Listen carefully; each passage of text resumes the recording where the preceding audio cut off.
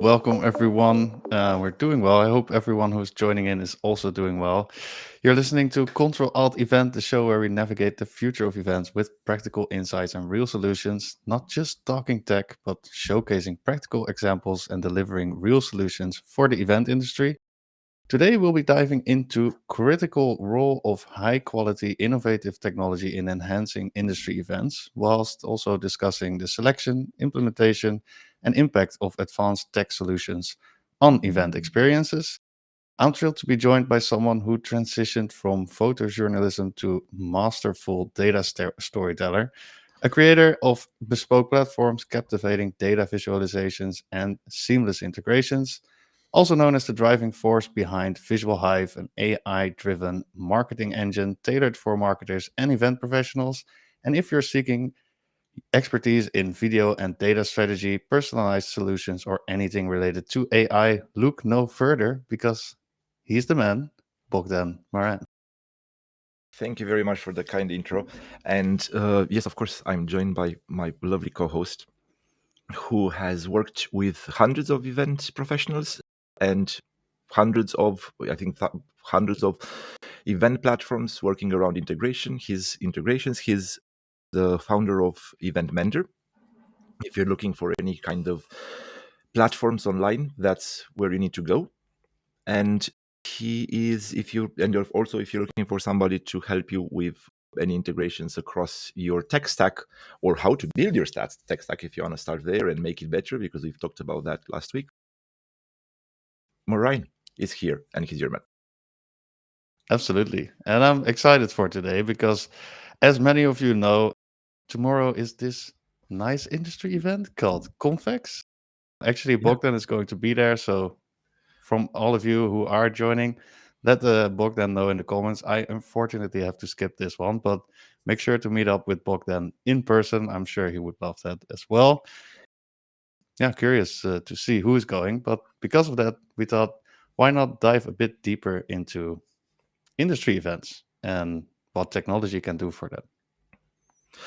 Absolutely. And because it's Convex, and yes, please reach out either on the Convex app, because they do have an app, so they do have technology, so we can set up a meeting there, or just look for me around there, or around on the show floor, or at Fox after the event, technically speaking, because that's the go-to gathering of everybody that is anybody.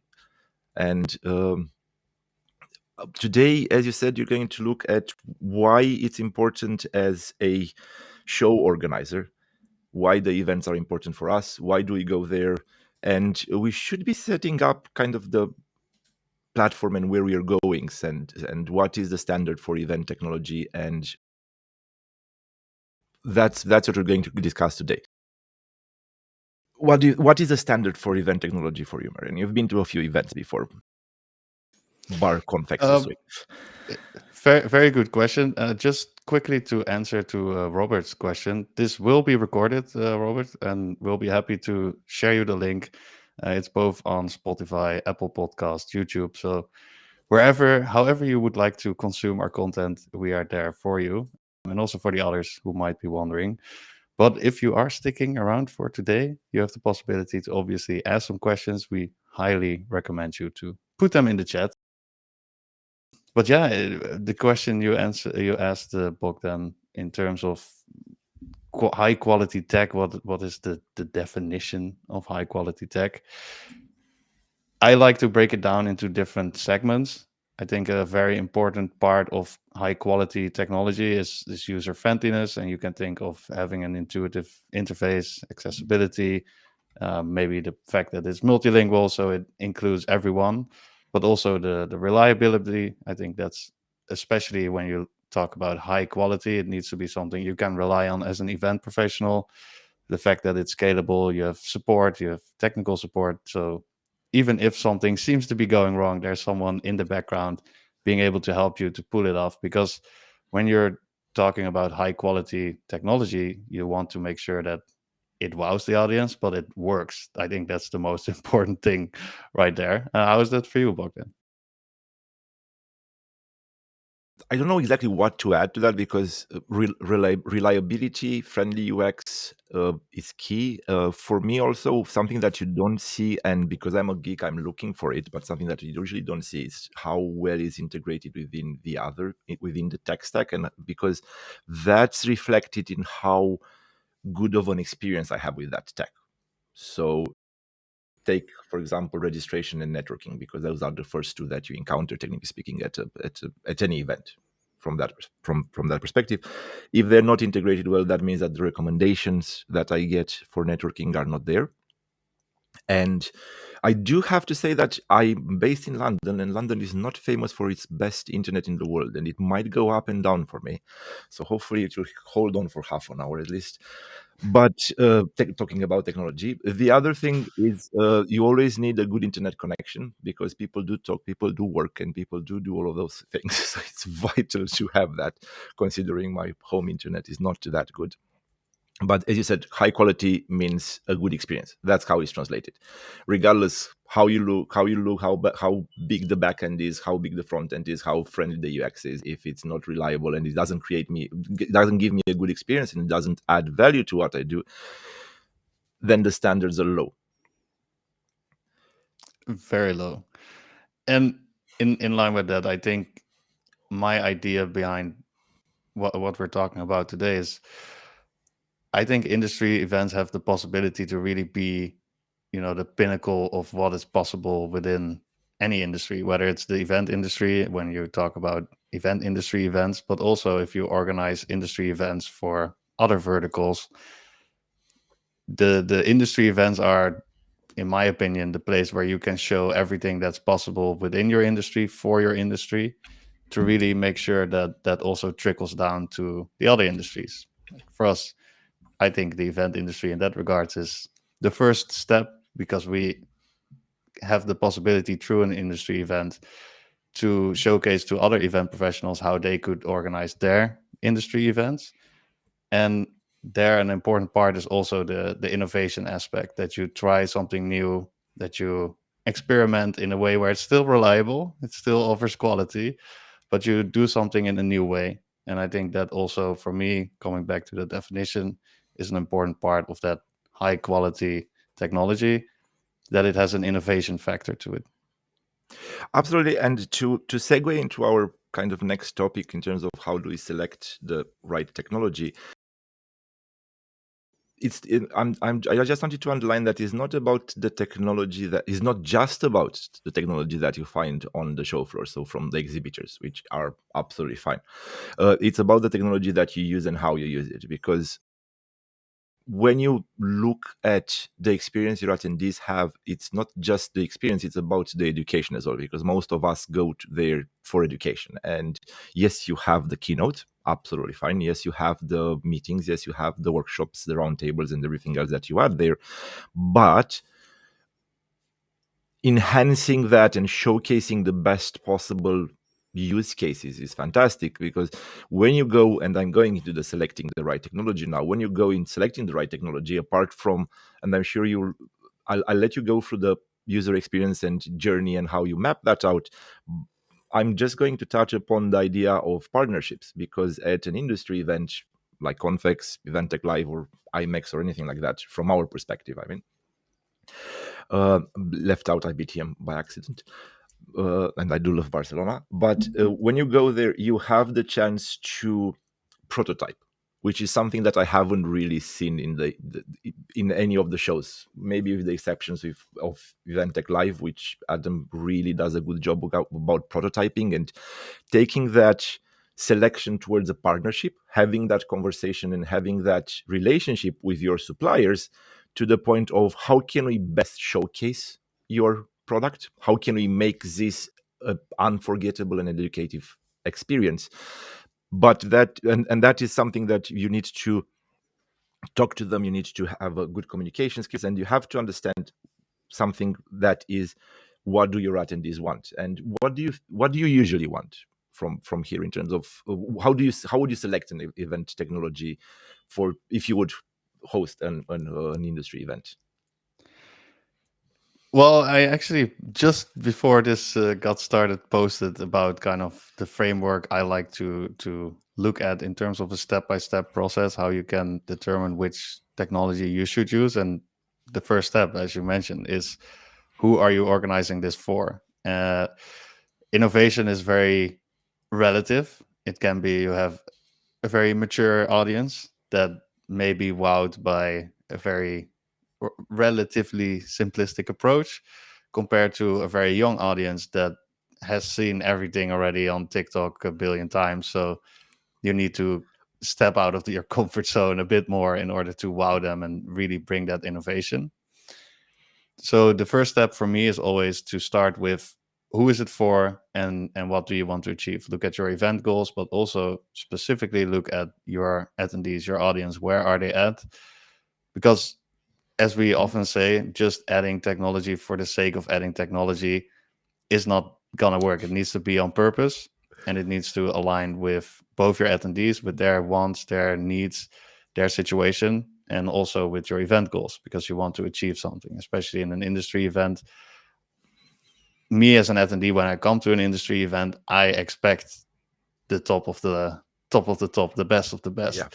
Obviously, I'm also a huge tech fan, so that does make me a bit more biased.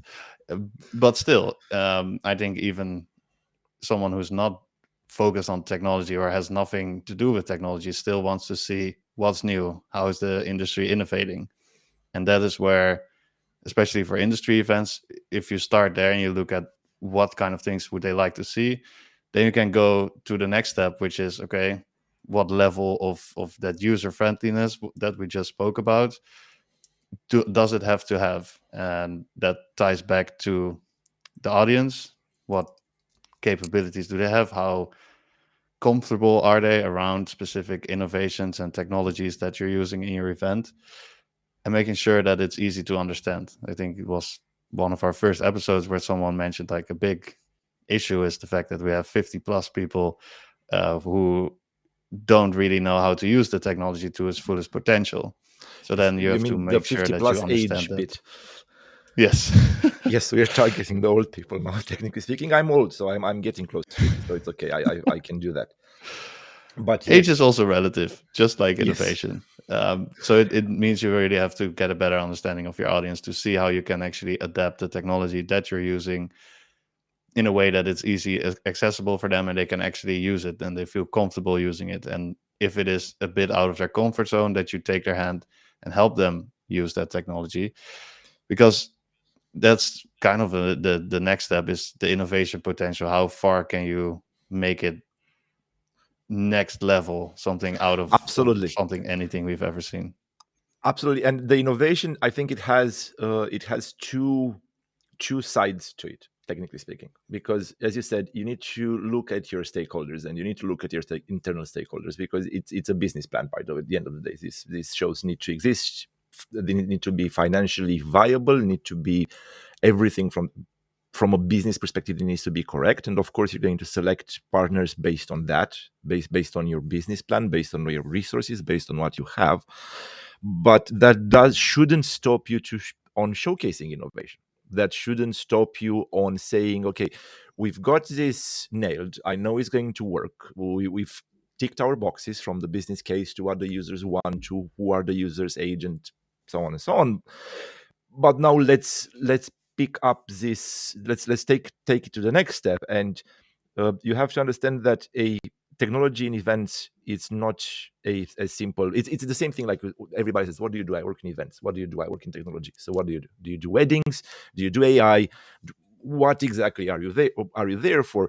And of course, on the show floor, you've always seen that the sexiest and most engaging things are the like the robot arms who take pictures and all this kind of stuff, which are take your eye away, and it's okay. But that's one type of technology, and you showcase that. So having something like the technology corner doesn't mean that you've covered technology in your show and innovation, because it can be anything. So I would personally look at understanding where the pain points are, what people want to learn, and yes, bring those people, sell the stands and everything else. But going back to one of the subjects we wanted to cover in terms of how do you showcase innovation, is for me is not just showcasing, is curating. So where are we now? Where in time are we now? What are the pain points? What are the technologies that really influence the industry? How do we take advantage of those? How do we educate people on those? Everything from, I know, so one of the subjects that have been discussed on LinkedIn, for example, quite a lot has been facial recognition and facial detection. Those two technologies that can help on anything from the entrance bit and scanning people all the way to understanding the sentiment. And you've got a few companies fighting there on at least a few companies fighting there on that realm. And you have Zenus and I forgot the other name. I'll remember by the end of the show because I really like them, who map out anything from sentiments to what people do on your stand. But that's one thing. The other thing is the robot arms, for example, and the engagement thing. Then you have AI talking now. So curating that experience rather than showcasing it and making it a engaging, demo strong arm of your part of your show, I think would be absolutely crucial at this point. Because one of my pain points, and I'll shut up on that, technically speaking, is that you've got ETL, Event Tech Live, for example, it's very much okay. This is technology, and they curate the show so that you can have an experience across all the various verticals within there. But you have startups, you have registration, you have various corners, so it's a curated experience from that perspective. Something that you don't see at Confex, where you have two big shows, because it's not just Confex. You've got the production show as well next door, which again should have technology in it. But you have the concept of the show. At least last year was relatively disappointing because you had Shock Logic next to the magician guy, which is fantastic because to see John in a bubble of soap it was very funny, and I would really recommend that if there is a clip anywhere of him doing that. But from an attendance perspective, I need to know where I'm going, so save me time. I need to go and don't miss anything. I need to go where I am, because I'm not interested, for example, with my hat from the Allenby advisory, where we work on integrations, or what we do together on helping people build tech stacks. I'm not interested in the magician. He's fantastic. When I used to be a photographer, I would go and take some pictures of him because it's way nicer than a couple of screens on a stand. But I would like to have a curated experience. Absolutely. And in that regards, so many things I want to say about that, but let's boil it down to kind of the basics. I think it should be an integral part of your event experience, and not just like, hey, this is a small side on where you can experience it, but actually make people experience this as part of the event. Where in this case, where you said like, yeah, I would like to know exactly where I have to go, their event technology can actually, there's quite some solutions that can help you from AR route through the event, where you can actually see like, oh, walk 2 steps further and you get to your preferred destination, which then can be matched to a personalized AI suggestion in terms of where you actually should go.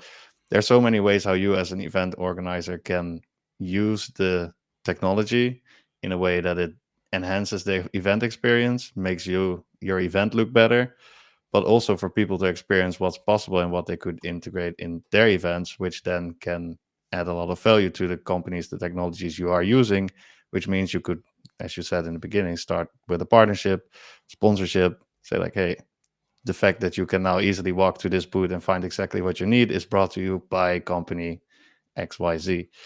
And that's where Exactly. you start to create synergies in a way that it enhances not just your return on investment, your attendee satisfaction, but also the relationship you have with different providers of technology, which then will help you in the future when you want to keep expanding and keep coming up with new technologies and innovations.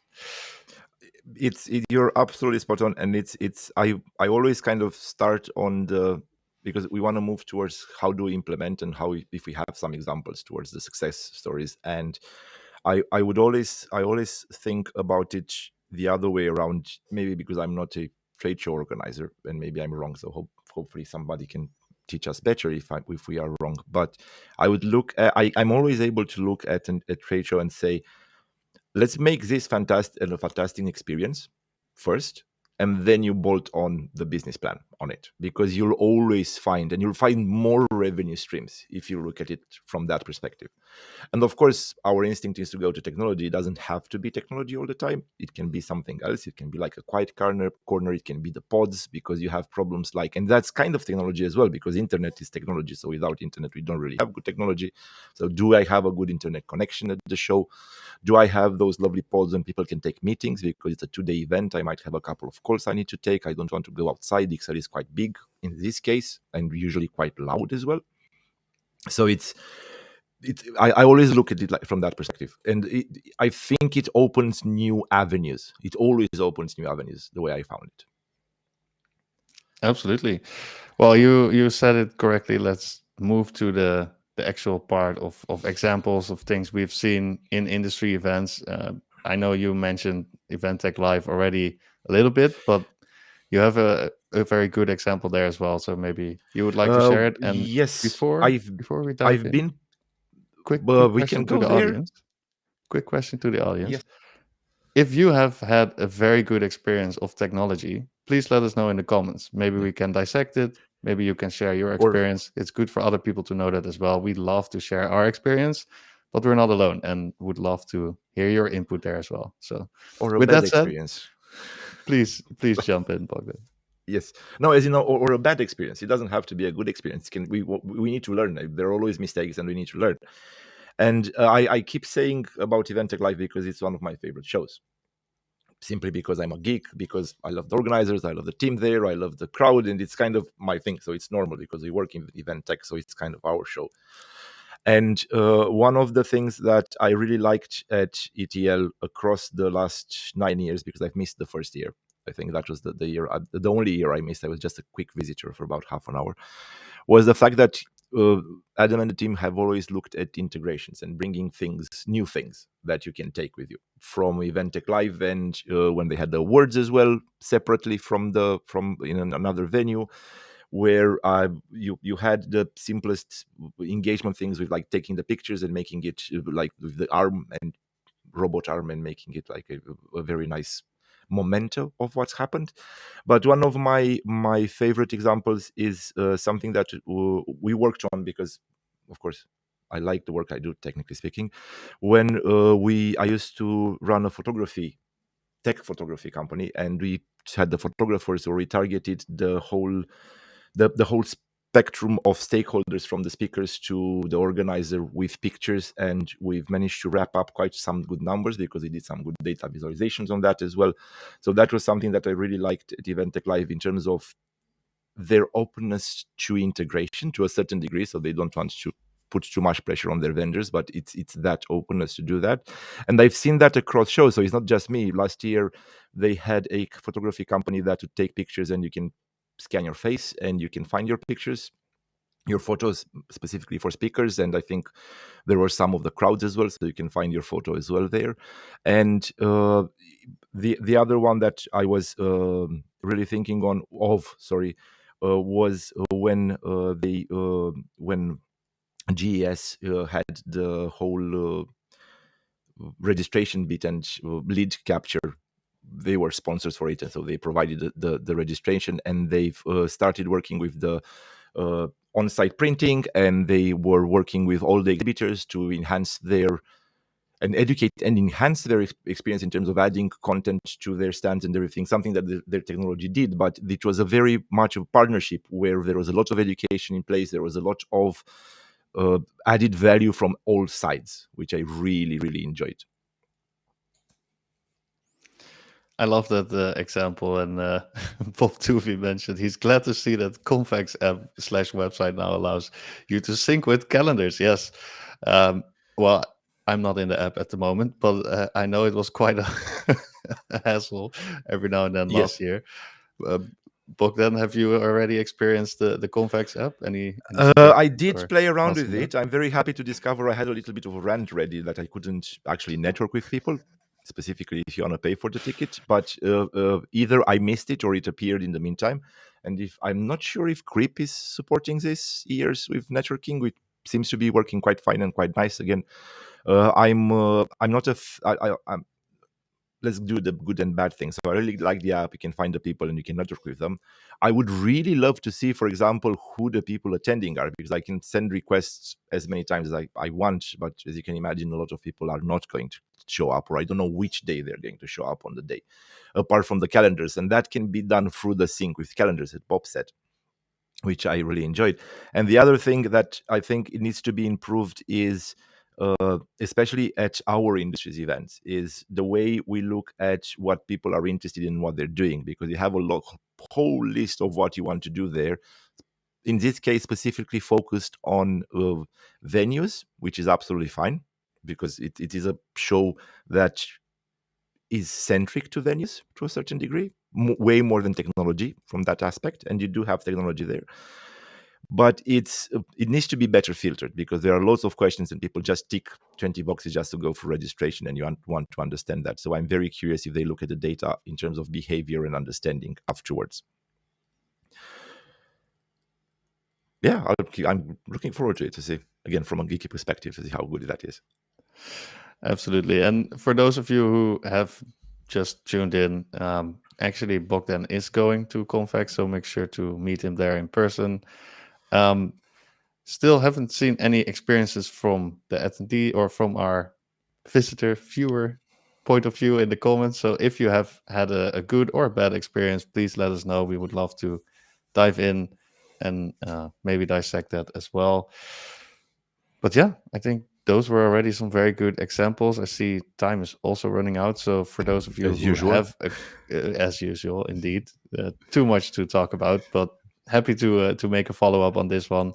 And for those of you who have a question, now you have still 3 minutes of our time where we love to answer any questions, whether that's where can I find you, Bogdan? I would love to meet, or Yeah, you it's can find about me on the specific app. technology. Yeah, you can definitely find me on the app, and we can network, or ping me on LinkedIn, or again at the Fox afterwards. Would be any are Absolutely. excellent.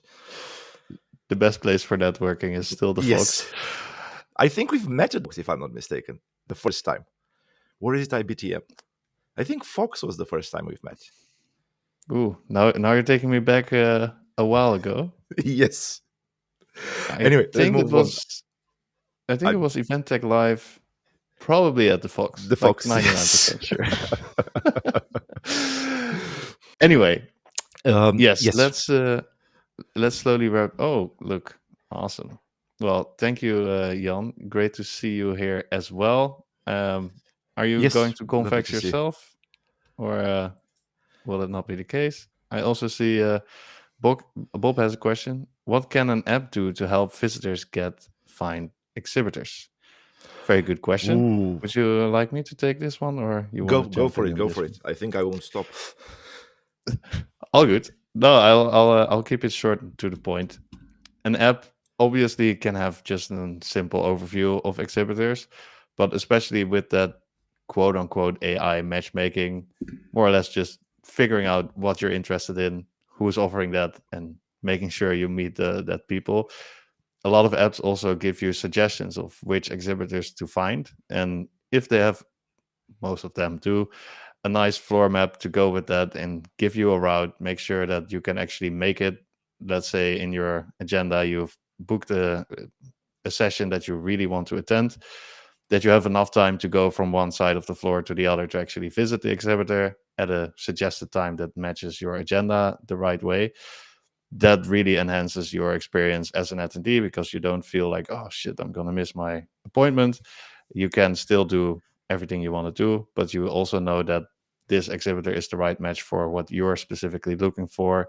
Obviously, you'll have to fill in some additional data fields for that, but it goes, when done right, it goes a lot further than just showing exhibitors in a list, because I've had experiences where there were about, I think it was the Web Summit, about 5,000 exhibitors or so.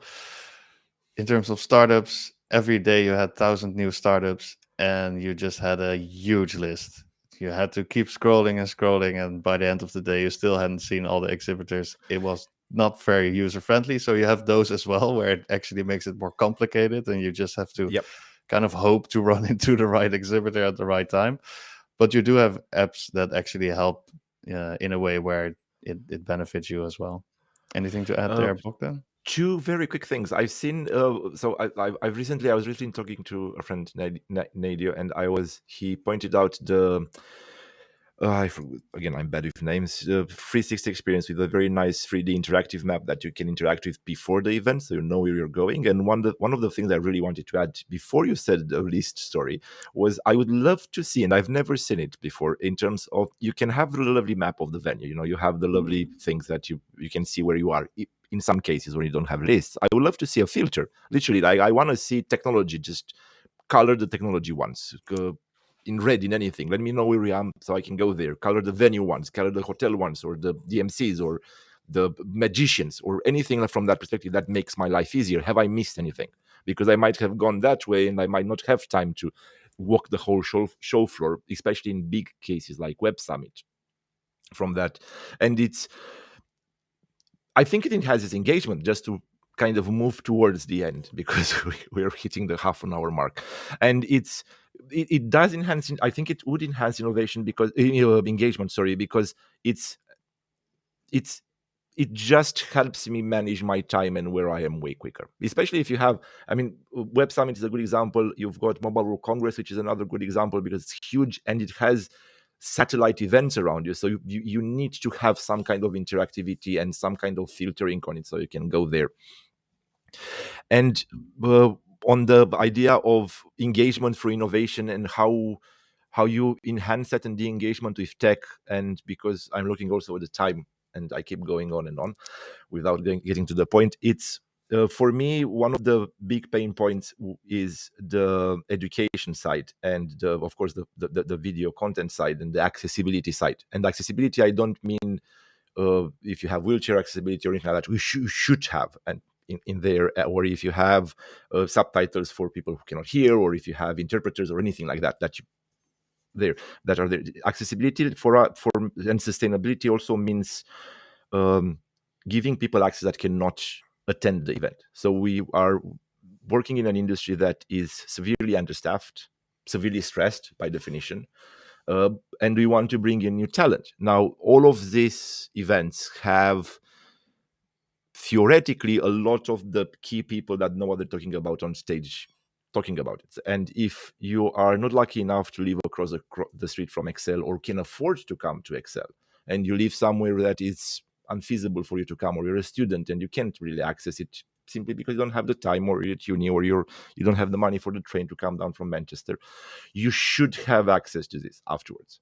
And technology allows you to do that. Technology can allow you, specifically around video and specifically around education and specifically around courses, and sharing that and caring about other people should be crucial to how you plan your event. Preaching to the choir here. You know that is Yes, my like uh, my pet peeve, so to speak. Like, yes, there should always be a possibility for people to access at least the content. It doesn't have to be all simultaneously. You can do it asynchronously as long as they have the absolutely. possibility to access that content. Absolutely. Absolutely. You don't have to do the live stream, but at least record it and share it afterwards. I mean, even if you want to do a data gathering exercise and grab their emails if they want to see a specific show, which kind of leads us into the feedback and adaptation as well. Because, okay, I'm going to say something annoying to a lot of people. Forms don't work. Feedback forms after the event don't work anymore because we need another 10 episodes to understand about the behavior of how we share our thoughts now online and how the whole world works. They don't work that accurate. But the data that you capture from the engagement at your event works. And that is better feedback that anybody can give you. Unless you want to sit down everybody and interview them face to face and talk to them, which is very accurate and very nice feedback. Their actions at the event, after the event, the way they engage with the on-demand content, for example, and who engages with the on-demand content and who scanned who and where they went and how they did it, it's absolutely crucial, and it should give you more feedback and more accurate feedback than anything else if you do it correctly.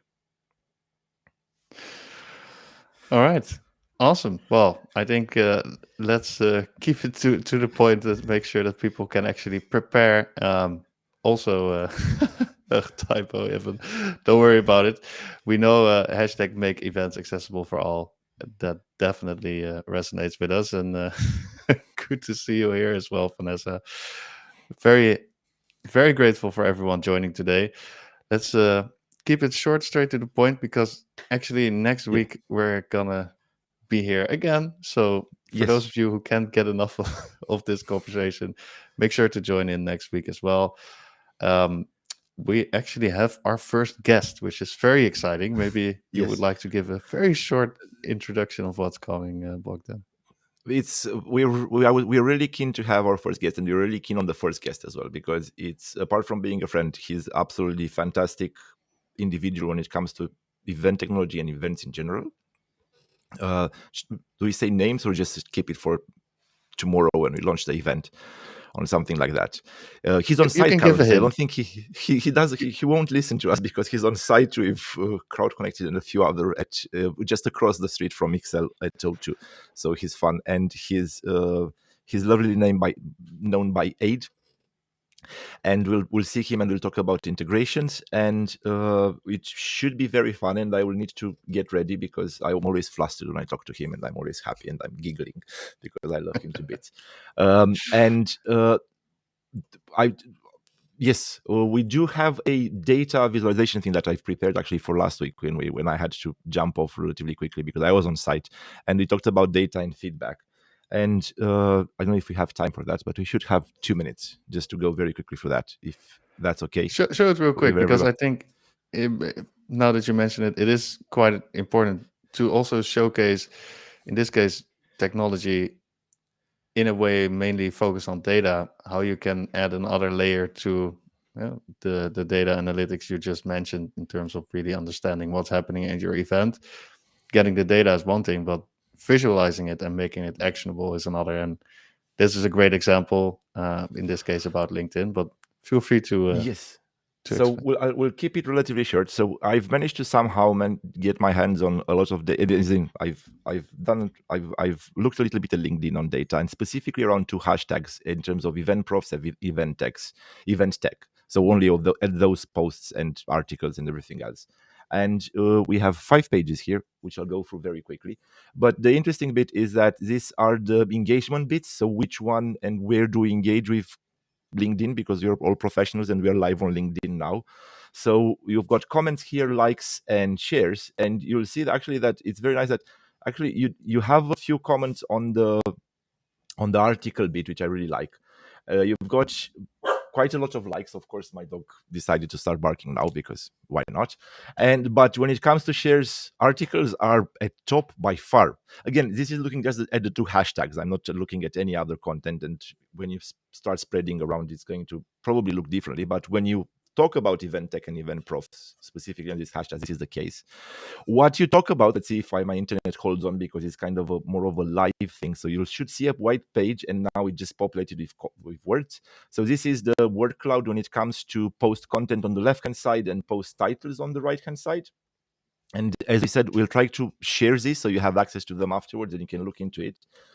But it's very nice to see words like experience coming up in a lot, and around experience, when what data allows you, what these things allow you to do is when you click on one of them in Power BI, it will show you what's happening around experience, what you do around experience, and all these kind of things, which is quite nice. Of course, you've got engagement by weekdays, which Wednesday seems to be the biggest one in terms of engagement, not posting, just to underline. So people are really engaging on Wednesday, closer to Thursday and Tuesday, of course, midweek, because Friday people are off. It should be. And but it's always nice to look at, sorry, let me go back. It's always nice to look at these things from two perspectives. So this is an engagement based on cumulative likes, shares, and everything else. So for example, the Wednesday you have a lot of comments and you have a lot of shares, but it's always nice to look at it from two perspectives. And this is the same thing, engagement in terms of days. And you'll see Tuesday is here with a, sorry, you have comments on the bottom and likes here on the top, and you see Tuesday is kind of a nice uh, comments, likes, and shares. So the share count is the bubble. I forgot how I did this.